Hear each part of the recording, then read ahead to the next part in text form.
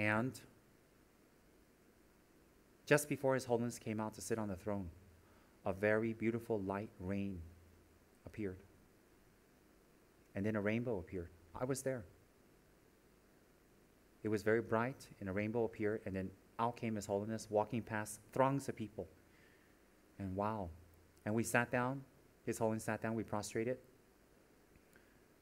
And His Holiness proceeded to give us teachings on the 8 verses of thought transformation by Langri Tangpa, Geshe Langri Tangpa. And it was the first time I've ever heard of those teachings, but it made a tremendous impact on me. Number one, I revere His Holiness tremendously. And I've revered Him and have great faith in His Holiness my whole life, even up till now. And so to receive the 8 verses of thought transformation, in my mind, I thought He is Avalokiteshvara. Of course, I can't explain that to other people or to the scientists or to the educated people, but that's what I believe, and I still believe that His Holiness is Avalokiteshvara. And I thought, to receive teachings that are on mind transformation and changing of the mind from Avalokiteshvara Himself, how auspicious that is, I thought to myself. And so the teachings for about 3.5 hours, it was incredible. Because we received all the teachings on the 8 verses and the oral transmission from His Holiness. And He also gave us the oral transmission of the mantra, Om Mani Padme Hum. And He encouraged us to recite the 8 verses of thought transformation along with the mantra. And believe me, I did it. I recited that every day as His Holiness had taught us to. And after the teachings with His Holiness, we were so blessed because although there were thousands of people there, thousands, His Holiness stood up by where His residence was up there in the retreat center, in Geshe Wangel's place, together with Geshe Wangel. And He greeted each one of us. And it took hours and hours and hours to meet every single person, but we did. We actually got up there. We were able to touch His Holiness's hands. We were able to receive a red blessing string that He had blessed, and I tied around my neck. I never took off. And I personally got to offer the 4-arm Avalokiteshvara painting that I had made up to His Holiness. And His Holiness was so kind. And He turned it around. He saw that there was some writing, and He started to read it. And then when He read it halfway through, I folded my hands and I said, please don't read it now. Please read it later because there are so many people waiting, but I thank you so much.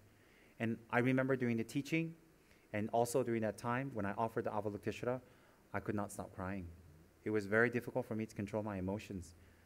I can't explain why.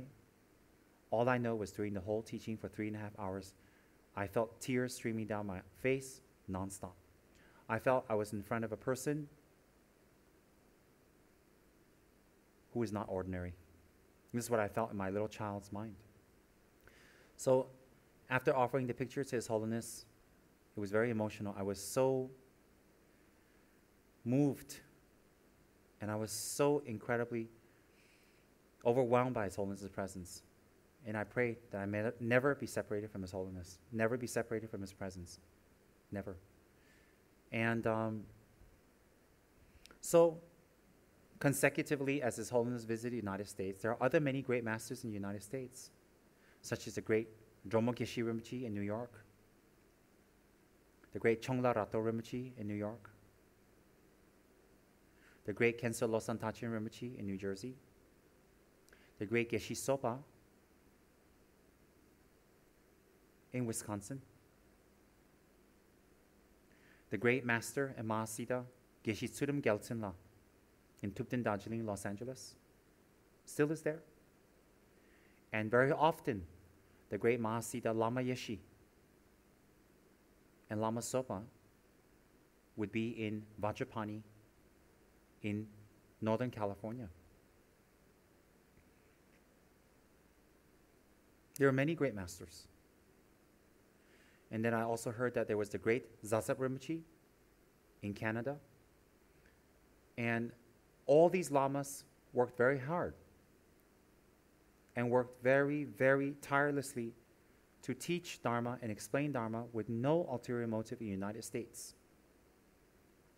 And so from different places, and great lamas in Europe, great visiting lamas like His Holiness Kyabje Rinpoche, who visited the United States a few times at the invitation of Geshe Tsurim Gyaltsen and Lama Yeshe.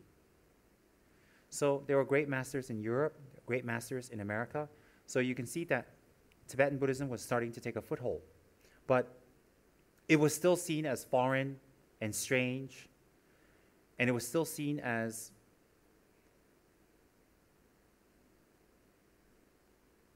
odd. For a European or American at that time, to take on Tibetan Buddhism was quite odd because they have their own culture and they have their own faith. But these great tireless lamas, and many that I have not mentioned, there are so many, have tirelessly worked and spread the Dharma. So, but each time His Holiness came, there was something special. There are many high lamas in Tibetan tradition, many high lamas, not just high in rank or hierarchy, but high in attainments. But as special as His Holiness, who can transcend borders, cultures, religions, people, who can meet scientists, doctors, teachers, lawyers, ministers, presidents, prime ministers, the Pope, Mother Teresa, and ordinary people like me. And that it was perfectly natural for His Holiness to meet them and talk to them and have dialogue, have interfaith services, scientific dialogue. He'd be perfect in every situation. And I realized that His Holiness, although extremely learned, very advanced in his meditations, very, very monkly, holding his vows perfectly, a perfect Hinayana monk on the outside, a perfect Mahayana practitioner on the inside, and secretly an attained tantric Mahasiddhi. Mahasiddha, perfectly attained Mahasiddha with great siddhis. And for incarnation after incarnation after incarnation after incarnation, come back in perfect form to teach and share the Dharma. And in this day and age, to transcend all borders and cultures and people and races and thoughts and education, to be able to relate to everyone personally, was a great boost to Tibetan Buddhism's growth in the world. The respect that people have for His Holiness, the respect that people have for his knowledge and his down-to-earth, his directness, and his incredible hard work and his incredible dedication to peace, even culminating in His Holiness winning the Nobel Peace Prize, touched millions of people's lives in the world today. I personally feel, it is my opinion that Tibetan Buddhism is well respected, not seen as a cult, is a valid religion. It is growing very fast, and it is especially accepted among the intellectuals and the educated. I think its acceptance is due solely to the kindness of His Holiness the 14th Dalai Lama. I think it is His Holiness's hard work.